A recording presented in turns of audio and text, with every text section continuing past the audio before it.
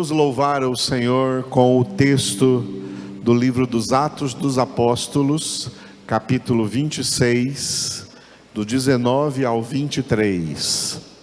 Atos 26, do 19 ao 23. Leiamos juntos. Pelo que, ó rei Agripa, não fui desobediente à visão celestial, mas anunciei primeiramente aos de Damasco e em Jerusalém, por toda a região da Judeia, e aos gentios, que se arrependessem e se convertessem a Deus, praticando obras dignas de arrependimento. Por causa disto, alguns judeus me prenderam, estando eu no templo, e tentaram matar-me.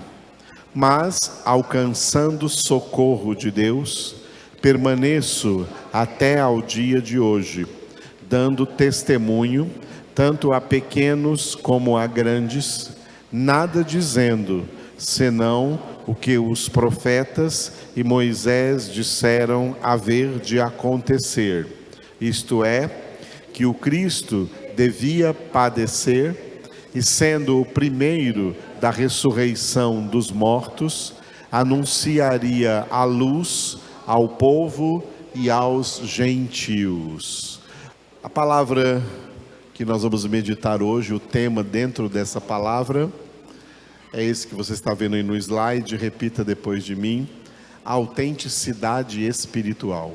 Esse tema, autenticidade espiritual, está completando então as mensagens que nós vemos dando desde ontem à noite. São 3 tópicos de mensagens sobre a vida espiritual cristã. O maior investimento do cristão, o maior investimento de quem é de Deus, é na sua vida espiritual. A vida espiritual vale mais do que qualquer outra coisa relacionada à vida física, ou a vida material, ou a vida social, ou a vida profissional, ou a qualquer coisa que se refira à vida terrena, à vida do homem aqui nessa terra.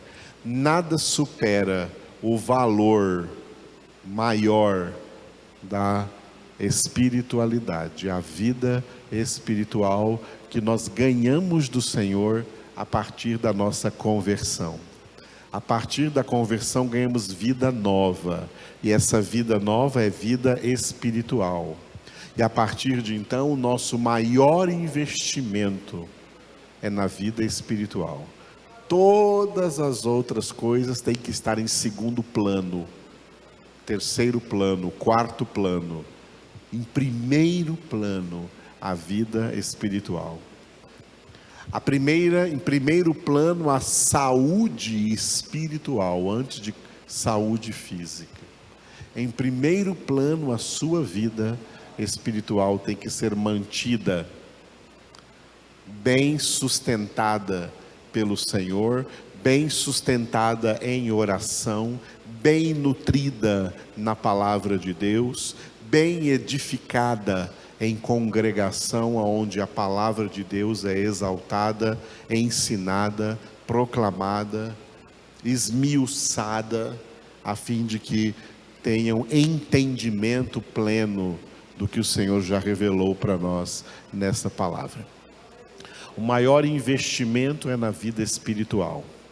Por isso esses 3 tópicos, agora é o terceiro.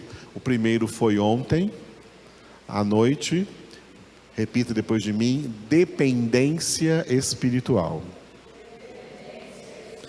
Meditamos em Zacarias, capítulo 4, versículo 6, não por força nem por poder, mas pelo meu Espírito, diz o Senhor. Hoje pela manhã nós vimos do Salmo 119, versículo 65, diga: benefícios espirituais. Como Deus nos beneficia na obra da salvação, e os benefícios de Deus são sempre em prol da nossa vida espiritual, do nosso crescimento espiritual, do nosso desenvolvimento espiritual. E agora à noite, um ponto crucial desses temas, diga depois de mim, autenticidade espiritual. Deus quer pessoas autênticas, filhos verdadeiros. É por isso que Paulo escreveu em 2 Timóteo 2,19 que o firme fundamento de Deus permanece tendo este selo, 2 pontos. O Senhor conhece os que lhe pertencem. Deus sabe quem é autenticamente homem espiritual e quem não é. Quem é apenas religioso. Deus sabe.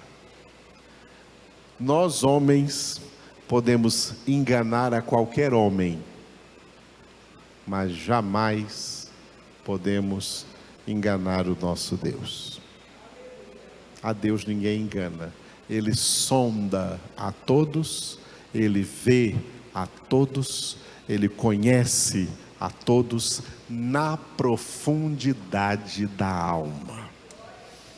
Por isso, o firme fundamento de Deus permanece tendo este selo. O Senhor conhece os que lhe pertencem. Ele sabe quem é filho autêntico. E só esses são filhos de Deus. Amém? Então é isso que significa o nosso tema de hoje, autenticidade espiritual. Esse tema nós vamos ver aqui dentro desse texto que nós estamos no livro dos Atos dos Apóstolos. Estamos neste livro dos Atos dos Apóstolos muito tempo antes da pandemia. E nós estamos neste livro, estamos ministrando neste livro dos Atos dos Apóstolos, desde o capítulo 1, versículo 1, versículo por versículo. E hoje que nós vamos chegar aqui no capítulo 26, versículo 21. Passamos por tudo isso, sempre trazendo aqui a totalidade do livro dos Atos dos Apóstolos, livro precioso, versículo por versículo. O versículo que veremos hoje está aqui dentro desse texto, esse texto que está no slide agora, Atos 26, do versículo 1 ao versículo 29, cujo título é, repita depois de mim, Testemunho de Paulo. O apóstolo Paulo, que dentro da narrativa deste livro, Atos dos Apóstolos, ele fez 3 viagens evangelísticas em liberdade, e depois da sua 3ª viagem, ele foi preso em Jerusalém. A prisão de Paulo está no capítulo 21. E até o final do livro, até o capítulo 28, o apóstolo Paulo continuará em prisão domiciliar na capital do Império Romano, antiga capital do Império Romano, a cidade de Roma, que é a capital da Itália. Paulo, aprisionado, ele teve que falar sobre o seu caso, prestar depoimento diante de várias autoridades. Neste texto, ele está na cidade de Cesareia. Cesareia, ainda em Israel, às margens ali do mar Mediterrâneo. Cesareia fica ao norte da faixa de Gaza, entre a faixa de Gaza e o Monte Carmelo, porto de Haifa, ali fica a cidade de Cesareia. E nessa cidade, Paulo estava aprisionado sob o poder das autoridades romanas.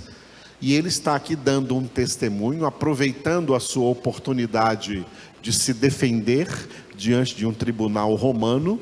Ele dá testemunho de Jesus Cristo, perante o imperador romano da época, que era Herodes Agripa II, junto com a sua esposa Berenice, que inclusive era irmã dele, se casou com a própria irmã, e o governador romano da região de Cesareia naquela época, que era o governador Festo, e as autoridades judaicas que estavam acusando a Paulo e tentando manipular os políticos. Isso é religioso na política, tentando manipular políticos. Por isso que Jesus não entra em política, e quem é de Jesus também não entra. Você vê alguém entrando em política? É um sinal, não é de Jesus. Jesus não entra. Políticos, religiosos políticos só querem manipular e ser manipulados. Manipular e ser manipulados. Os religiosos estavam presentes aí, tentando manipular os políticos para matar o apóstolo Paulo. Então o apóstolo Paulo, diante dessas autoridades religiosas e das autoridades civis romanas, ele dá o seu testemunho de Cristo Jesus. Nesses 29 versículos. Esse texto está dividido assim, ó, do 1 ao 23, nós estamos na parte final aí, nós lemos hoje do 19 ao 23. Do 1 ao 23, repita, desenvolvimento do testemunho. No versículo 24, Paulo é interrompido pelo governador Festo. Por isso o título aí diga, interrupção. E do versículo 25 ao 29, Paulo conclui o seu testemunho. Então, diga, conclusão do testemunho. Nós estamos no desenvolvimento do testemunho, do versículo 1 ao 23, e até domingo passado nós chegamos ao versículo 20, e hoje nós vamos ver o versículo 21, onde Paulo disse: por causa disto, ou seja, por causa da minha pregação, porque eu preguei para eles o Evangelho, porque eu preguei para eles dizendo que se arrependessem, dizendo que se convertessem e que praticassem obras dignas de arrependimento, porque eu preguei para eles, por causa disto, alguns judeus me prenderam, estando eu no templo, e tentaram matar-me. Leia novamente.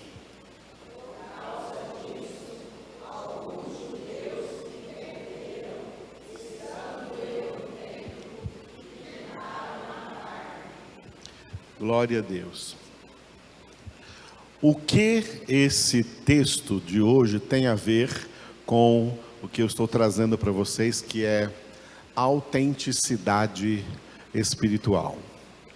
É porque existem duas coisas que são contrárias uma à outra. E eu coloquei nesse slide aí, ó.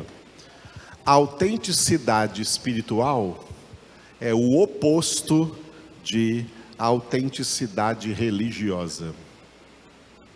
Pode dizer aí, autenticidade espiritual versus autenticidade religiosa.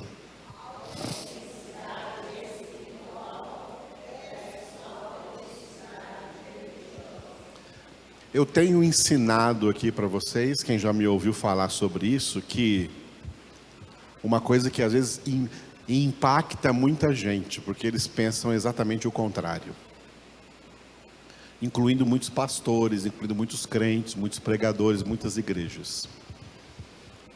Religião não é de Deus. Religião não é de Deus. Religião não é coisa de Deus. Religião é uma invenção de Satanás, o pai da mentira. Se você ler os 4 evangelhos, Mateus, Marcos, Lucas e João, você vai perceber que as palavras mais duras de Jesus foi para religiosos. Jesus não teve palavras duras para publicanos, que eram os políticos da época. Jesus não teve palavras duras para os pecadores. Jesus não teve palavras duras para ladrões. Não teve palavras duras para adúlteros ou adúlteras. Para esses pecadores, as palavras de Jesus eram acolhedoras. Mas para os religiosos, as palavras de Jesus eram contundentes. Um religioso veio à noite falar com ele, Nicodemos, e Jesus falou para ele assim: olha, se você não nascer de novo, você não verá o reino de Deus. Está pensando que por ser religioso, por ser uma autoridade religiosa, a sua salvação está garantida? Tá, não. Quem não nascer de novo não pode ver o reino de Deus. Em João capítulo 8, ele foi confrontado por esses sacerdotes religiosos judaicos, e Jesus disse para eles assim: ó, eu sei quem é o pai de vocês. O pai de vocês é o diabo. Mas o que é isso? Nós temos um só pai, que é Deus. Não. Se Deus fosse o pai de vocês, vocês me amariam, porque eu vim de Deus. Mas vocês me odeiam, porque o pai de vocês é o diabo. Ele disse isso para religiosos. Depois você lê em sua casa o capítulo 23 de Mateus, e vai ver como no capítulo 23 de Mateus, Jesus tece vários elogios aos religiosos. Ele chama eles de raça de víboras, cobras venenosas, serpentes, hipócritas, sepulcros caiados. Jesus não disse nada disso para nenhum dos outros pecadores para quem ele pregou.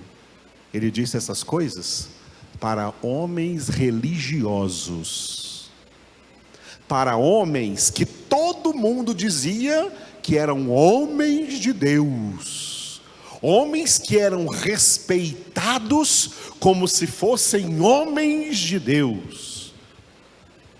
Eles eram homens que tinham autenticidade religiosa.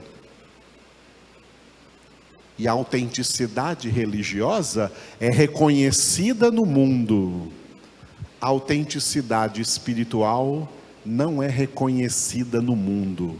A autenticidade espiritual é odiada no mundo. Quer alguém com mais autenticidade espiritual do que Jesus? Pois ele foi odiado por esses religiosos. Foi odiado, perseguido, execrado, condenado, crucificado, porque eles o odiaram, porque ele tinha autenticidade espiritual e eles tinham autenticidade religiosa. Religião não é de Deus.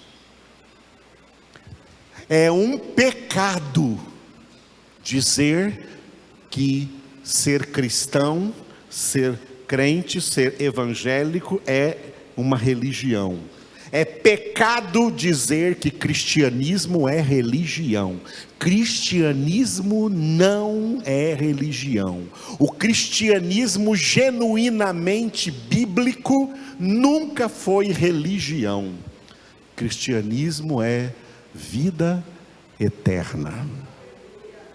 João 10:10, Jesus disse: eu vim para que tenham vida e a tenham em abundância. Olha, Jesus não disse assim: olha, eu sei que aí no mundo tem muitas religiões, tá? E eu vim trazer mais uma. Eu vim trazer para vocês mais uma opção religiosa. Jesus não disse isso jamais. Jesus não veio inaugurar uma nova religião. Jesus não veio instituir uma nova religião. Ele veio para nos dar vida, vida com abundância, vida eterna, vida espiritual. Jesus não veio nos transformar em homens religiosos, mulheres religiosas. Ele veio nos transformar em homens espirituais, mulheres espirituais. O homem espiritual é definido pelo apóstolo Paulo em 1 Coríntios capítulo 2, versículos 15 e 16. O homem espiritual julga todas as coisas, e ele mesmo não é julgado por ninguém, porque quem conheceu a mente do Senhor que o possa instruir? Nós, porém, temos a mente de Cristo. Esses são os dois versículos que definem o homem espiritual. O homem espiritual, ele é o contrário do homem religioso. O homem espiritual, ele tem autenticidade espiritual. O homem religioso não é espiritual.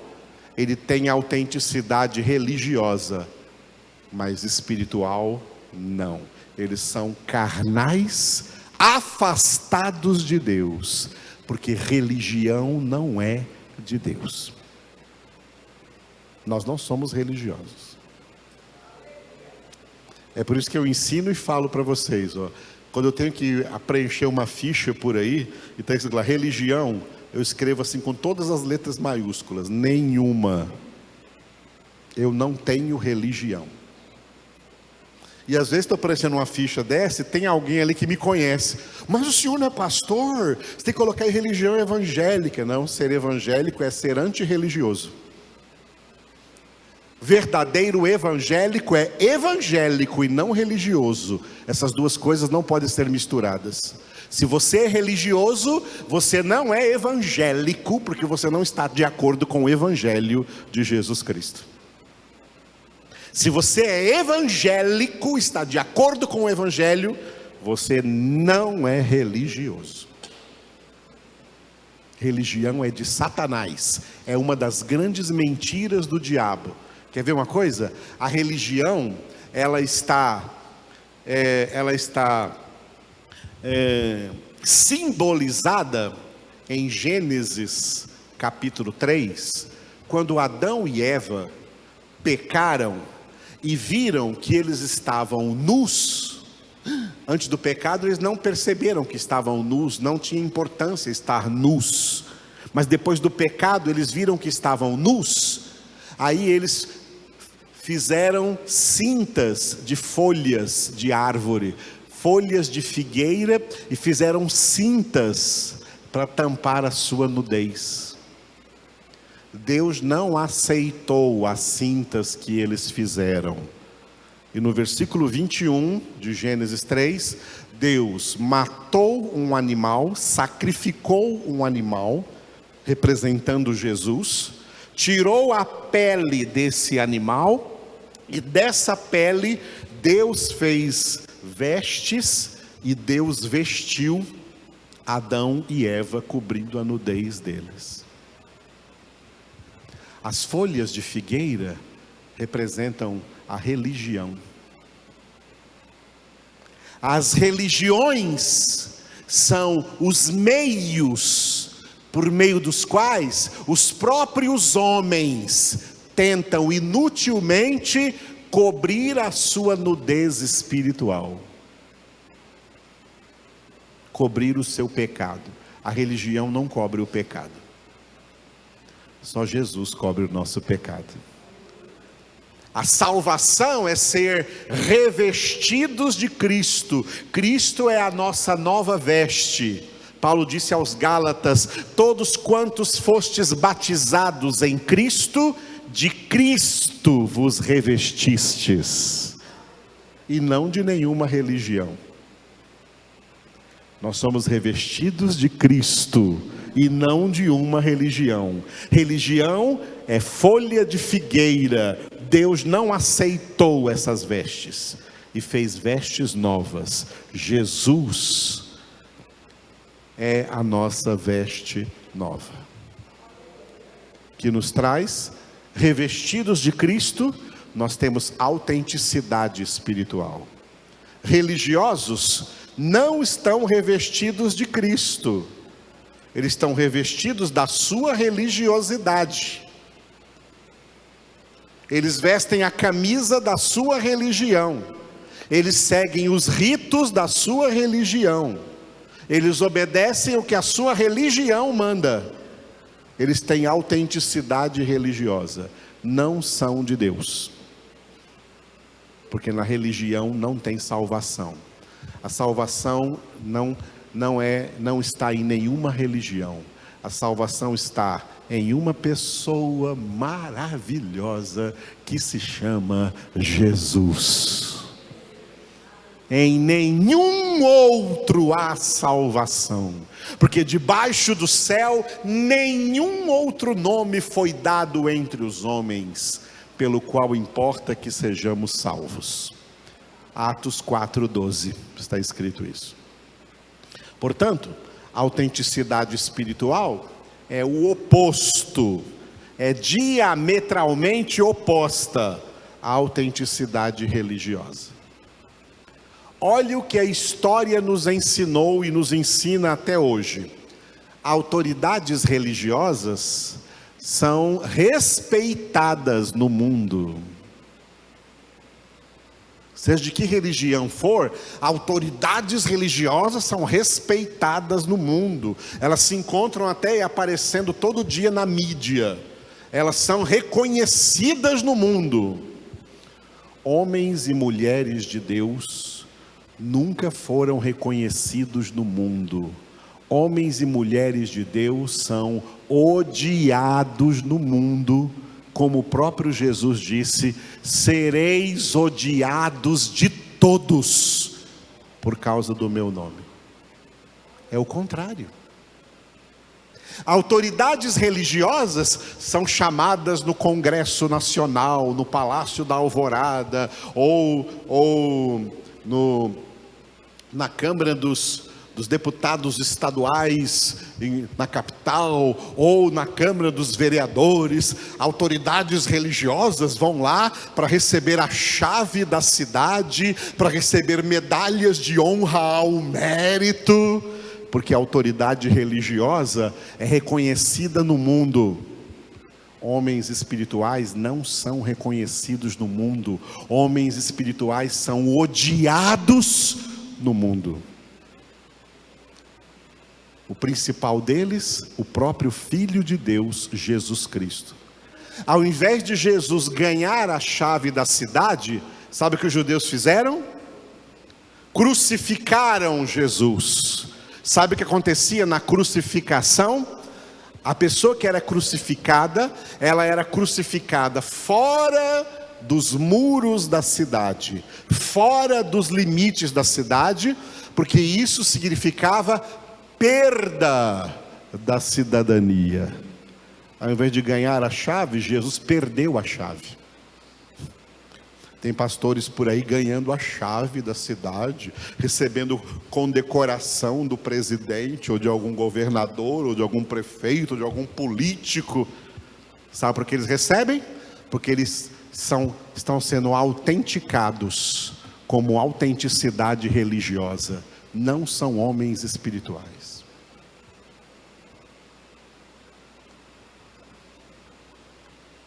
Se eu receber uma comenda do governo, seja federal, seja municipal, seja estadual, pastor Edivaldo, você recebeu uma comenda, você tem que comparecer aqui tal dia, porque você vai receber uma medalha. Eu falo, eu não vou, eu não quero, isso não é de Deus. Essa vai ser a minha resposta.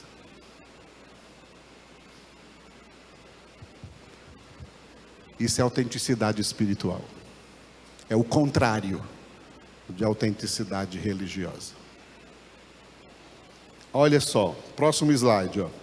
Leia depois de mim. Quando Paulo era um autêntico religioso, os judeus o amavam, respeitavam e idolatravam. Repita.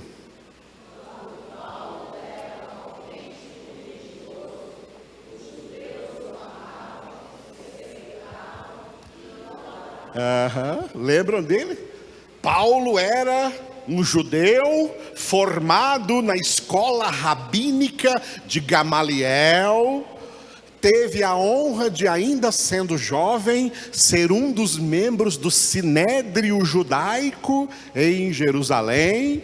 Paulo era honrado quando ele tinha a autenticidade religiosa, quando ele era um autêntico religioso. Mas aí chegou o Atos 9, estrada de Damasco. E aí então, próximo slide, ó.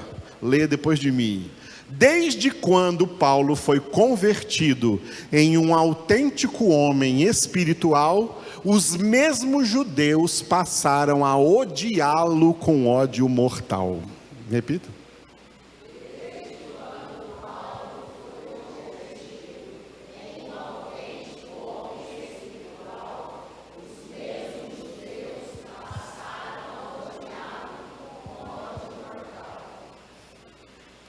Conversão, entre outras definições, tem essa: é a conversão de autenticidade religiosa para autenticidade espiritual. O convertido deixa de ser religioso e passa a ser um homem espiritual. Enquanto religioso, ele era reconhecido, estava cheio de amigos. Agora, como homem espiritual, ele é odiado, está cheio de inimigos. Essa é a história do Filho de Deus, de todos os homens e mulheres de Deus que viveram antes de Cristo, e de todos os homens e mulheres de Deus que viveram depois de Cristo. Reconhecidos? Odiados, perseguidos, execrados, massacrados, mortos em praças públicas, porque tinham autenticidade espiritual. Desde antes de Cristo, como depois de Cristo. Antes de Cristo, o rei Acabe de Israel chamou o rei Josafá de Judá para lutar com ele no combate.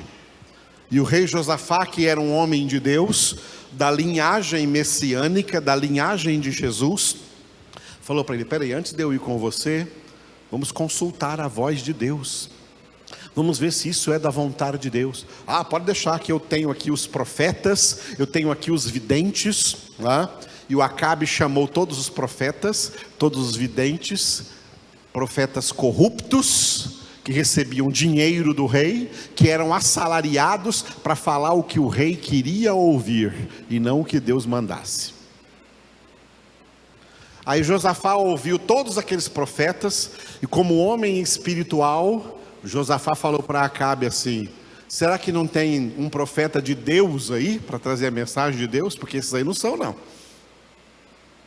Aí Acabe falou: tem um profeta aí desses aí que você está falando, mas ele nunca fala nada a meu favor, só contra. Pois eu não vou sair até que ele venha, porque esse aqui é de Deus. Até hoje está cheio de gente aí correndo atrás de profetas para falar o que você quer ouvir. Esses são os evangélicos sem evangelho, que não suportam o evangelho, não suportam a palavra, mas querem ouvir os profetas de bajulação falar o que você quer ouvir, o que eles querem ouvir. Porque a palavra de Deus eles odeiam, não gostam dela. Isso vem desde antes de Cristo. Jeremias capítulo 6, versículo 10, Deus disse que o próprio povo dele estava odiando a sua palavra. A minha palavra para eles é uma coisa vergonhosa, eles não gostam dela. O próprio povo de Deus não gostando da palavra de Deus. Essa história acontece hoje. Palavra de Deus eles não querem, mas eles querem coisas mais extraordinárias, coisas mais fabulosas. Como Paulo disse em 2 Timóteo capítulo 4, rejeitam a verdade e se entregam às fábulas. Só vai para o céu quem ama a verdade. Conhecereis a verdade. E a verdade vos libertará. A verdade é Jesus. Eu sou o caminho e a verdade e a vida, e ninguém vem ao Pai senão por mim. Viram o que aconteceu com Paulo? Quando ele tinha autenticidade religiosa, os judeus o amavam. Quando ele foi convertido, perdeu a autenticidade religiosa e ganhou a autenticidade espiritual, os judeus passaram a odiá-lo. Tá? Olha agora esse próximo slide. O mundo respeita e tolera a religião, mas não respeita e nem tolera o verdadeiro e puro Evangelho de Cristo, antes o odeia mortalmente. Repitam.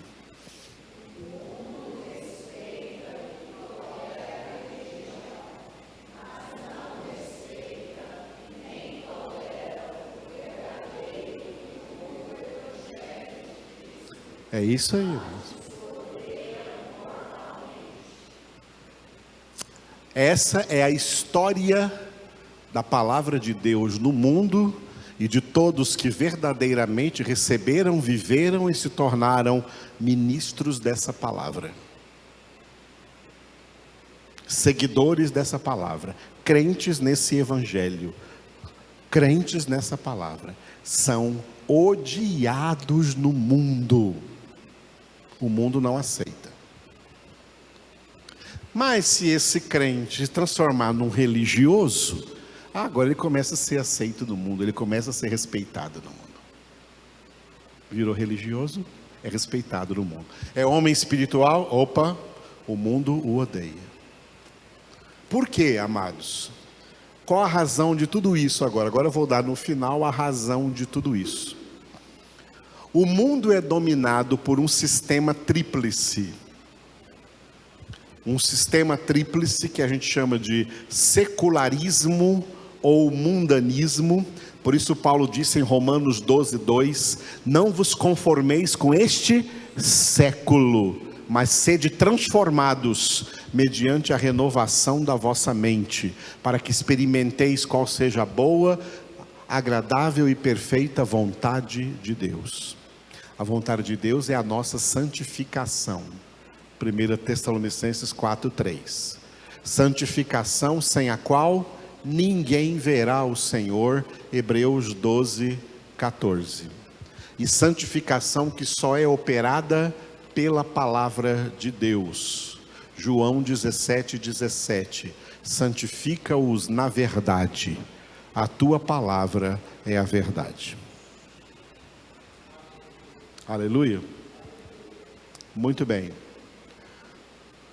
O mundo é esse presente século, esse secularismo que é dominado por um tríplice sistema. Um tríplice sistema que tem um símbolo, que é um símbolo daquele antigo movimento que surgiu alguns anos atrás, chamado de Nova Era, um símbolo que se chama falsa paz. É o símbolo do planeta como um círculo e um pé de galinha descendo assim com 3 garras. Um pé dividido em 3 garras. Representa a garra de Satanás dominando o mundo. Por isso ele é o príncipe desse mundo e o pai da mentira. E as 3 garras representam o sistema tríplice que domina o mundo. Esse sistema tríplice é esse aqui que vocês têm agora aí no slide. Sistema político, sistema secular e o sistema religioso. As pessoas que me acompanham bem em tudo que eu ensino, viram que eu já passei há muito tempo pelo capítulo 4 aqui desse livro de Atos. Eu não coloquei no slide, então abra na sua Bíblia. Quando os apóstolos de Cristo começaram a ser perseguidos pelos religiosos judeus, eles contaram para a igreja, eles trouxeram esse problema para a igreja orar por eles. Pedro e João trouxeram esse problema para a igreja. Aí, isso aconteceu em Atos 4, a partir do 23. Atos 4, a partir do 23. Os apóstolos tinham sido presos e, uma vez soltos, procuraram os irmãos e lhes contaram quantas coisas lhes haviam dito os principais sacerdotes e os anciãos. Ouvindo isto, unânimes levantaram a voz a Deus e disseram: Tu, soberano Senhor, que fizeste o céu, a terra, o mar e tudo o que neles há, que disseste por intermédio do Espírito Santo, por boca de Davi, nosso pai, teu servo, Salmo 2, citando o Salmo 2, porque se enfurecem os gentios e os povos imaginaram coisas vãs? Levantaram-se os reis da terra e as autoridades ajuntaram-se a uma contra o Senhor e contra o seu ungido. E depois de citar o Salmo 2, eles então apresentaram um problema a Deus no versículo 27. Porque verdadeiramente se ajuntaram nessa cidade, Jerusalém, contra o teu santo servo Jesus, ao qual ungiste, repita depois de mim, Herodes e Pôncio Pilatos, com gentios e gente de Israel. Esses três que eu falei para você repetir, estão aí no slide. Herodes e Pôncio Pilatos representam o sistema político. Os gentios representam o sistema secular. E o povo de Israel representa o sistema religioso. A política, o secularismo e as religiões, a religiosidade, são as três garras de Satanás dominando o mundo, dominando as pessoas. Herodes e Pôncio Pilatos representam aqui o sistema político.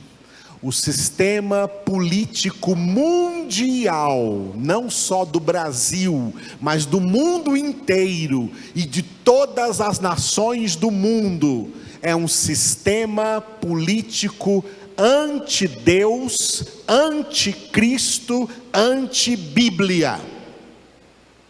E não adianta ninguém pensar assim: eu vou entrar na política para mudar isso. Não muda. Quem entra na lama não limpa a lama, se suja com ela. E a lama continua. O sistema político, ele é contrário à palavra de Deus. E é por isso que cada vez mais esse sistema político vai legislar contra a palavra de Deus. Isso é profético. Isso não se impede. Isso está declarado acontecer a partir da profecia bíblica. E é sinal dos tempos. Um dos motivos pelos quais Israel rejeitou Jesus, e rejeita até hoje, é porque o Messias que eles estavam esperando e continuam esperando, é um Messias político. Eles estão até hoje sonhando que o verdadeiro Messias vem ser o rei de Israel, trazer a monarquia para Israel, levantar a casa caída de Davi. Isso nunca vai acontecer. A monarquia em Israel, ela foi temporária. Ela tinha data de validade e essa data acabou nos dois cativeiros: cativeiro assírico e cativeiro babilônico. O rei que Deus prometeu não era um rei político, era um rei espiritual, Jesus.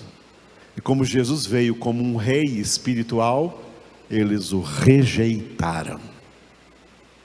Judaísmo é uma religião anticristã, é a religião do anticristo, totalmente contrária a Cristo.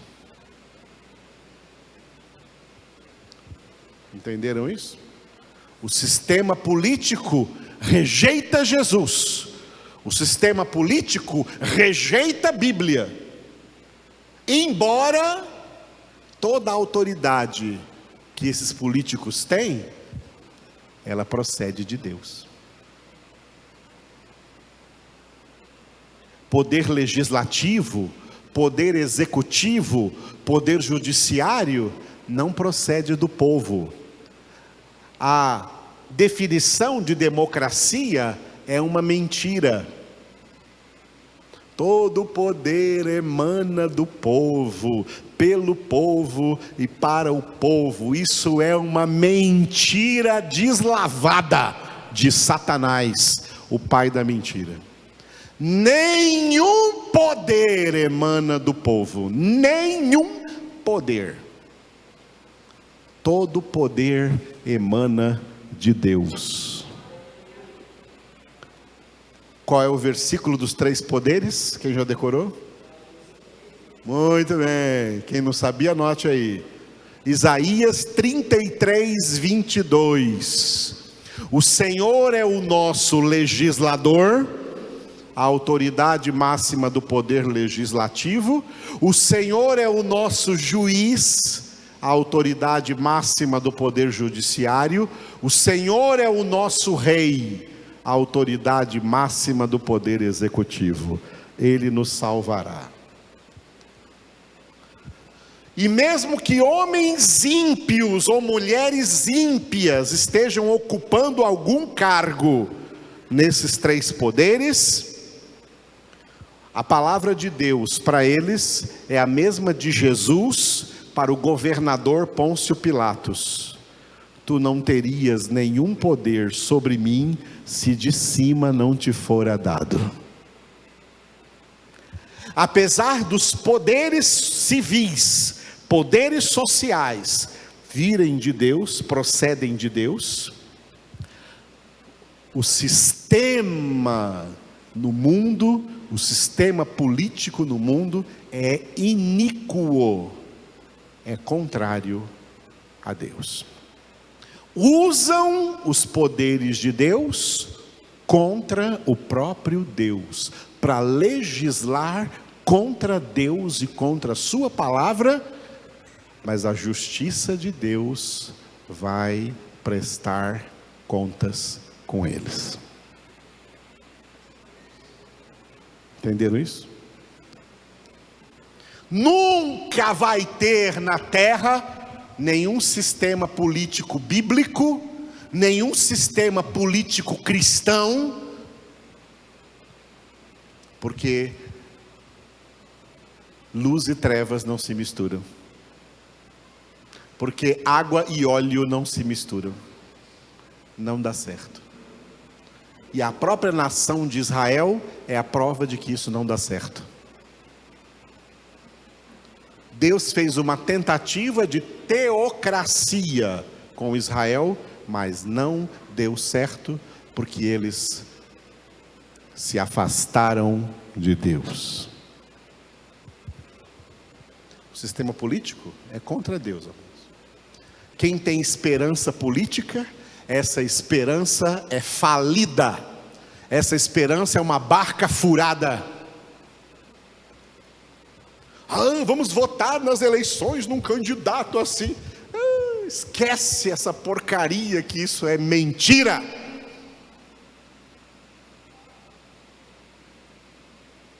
Isso não existe, simplesmente não existe.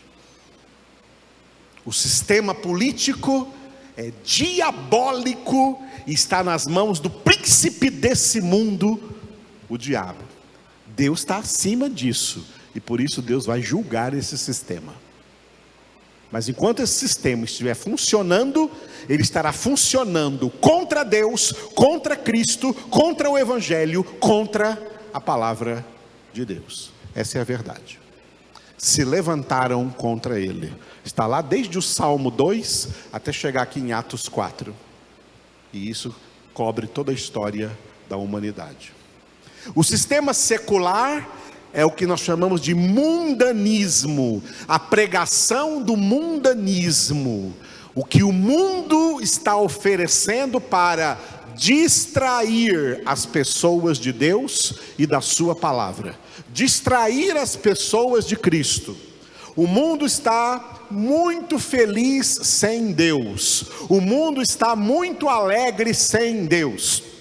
Eles estão bebendo à vontade, estão fumando à vontade, estão prostituindo à vontade, a promiscuidade é aberta, a moda é iníqua, as músicas são satânicas, as novelas, os filmes, as séries, os desenhos das crianças, são todas as doutrinas de Satanás, e que muito crente está engolindo o vômito do diabo. É o que manda nesse mundo. As diversões do mundo estão dominadas pelo diabo. Os esportes do mundo estão dominados pelo diabo. Especialmente no Brasil, a idolatria do futebol. Deus abomina a idolatria. E futebol no Brasil é uma idolatria. E cada vez se manifesta mais com essas torcidas que chamam de organizadas, matando uns aos outros porque não são do seu time. Isso é um mundanismo. Por isso a Bíblia diz: não ameis o mundo e nem as coisas que há no mundo, porque se alguém amar o mundo, o amor do Pai não está nele, porque tudo o que há no mundo é a concupiscência da carne, a concupiscência dos olhos e a soberba da vida. O mundo passa, bem como a sua concupiscência, mas o que faz a vontade de Deus permanece eternamente. Tiago escreveu para crentes desviados e chamou eles de adúlteros. A tradução em português quis amenizar isso, colocou infiéis. Tiago 4:4, mas escreveu adúlteros. Adúlteros, não sabeis que a amizade do mundo é inimizade contra Deus? Quem se constitui amigo do mundo se faz inimigo de Deus. E quem é inimigo de Deus já perdeu, porque Deus não perde para ninguém. Quem lutar contra Deus já perdeu, porque Deus não perde para ninguém. Esse é o mundanismo, esse é o sistema secular, que está em tudo aí no mundo. Está em tudo que aparece na sua televisão, nas suas smart TVs, no seu celular, nas suas redes sociais. É um mundanismo, é uma promiscuidade mundial, fazendo do mundo inteiro Sodoma e Gomorra, fazendo com que Sodoma e Gomorra seja reconhecido no mundo como normal, todo mundo tem que aceitar, ninguém pode ser contra. É um mundo que jaz no maligno. É isso aí, amados. Este mundo tenebroso que Paulo disse em Efésios 6. E junto com esses sistemas político e secular, o sistema religioso, que engloba todas as religiões. Religiões ditas cristãs são falsos cristãos, ou religiões ditas não cristãs. Religiões teístas, que dizem que creem no Deus verdadeiro, como religiões ateístas ou politeístas, que acreditam em outros deuses, em muitos deuses. Todo esse sistema religioso, assim como o sistema político, assim como o sistema secular, o sistema religioso é garra de Satanás para manipular e afastar cada vez mais as pessoas da palavra de Deus, do Evangelho de Cristo, afastar as pessoas de Deus. E isso que vocês estão me ouvindo pregar aqui, vocês vão ouvir raramente por aí. Esse evangelho que eu prego aqui não é aceito. Ele é execrado pelos próprios crentes. A maior perseguição contra a palavra de Deus sempre veio primeiro do âmbito religioso, de pessoas que diziam ser pessoas de Deus, é que perseguiram a palavra de Deus, perseguiram os profetas de Deus, perseguiram o Filho de Deus, perseguiram os discípulos de Cristo. Isso é uma realidade em toda a história. As pessoas não gostam desse evangelho que vocês acabaram de ouvir. Elas gostam de um evangelho que exalte o ego delas. O verdadeiro evangelho não exalta. O verdadeiro evangelho ordena: humilhai-vos sob a poderosa mão de Deus. Porque todo o que se exalta será humilhado, mas o que se humilha será exaltado. Aleluia. Foi bem entendida essa palavra, glória a Deus. Apóstolo Paulo, quando tinha autenticidade religiosa, era amado. Quando foi convertido e passou a ter autenticidade espiritual, odiado até a morte. Já viram aquelas caixinhas de promessa? Vou tirar uma promessa para você, uma promessa de Jesus: sereis odiados de todos por causa do meu nome. Eu prometo isso para vocês. Essa é uma das promessas de Jesus. Garanto que ela não está na caixinha de promessas, mas está no Evangelho. Aleluia.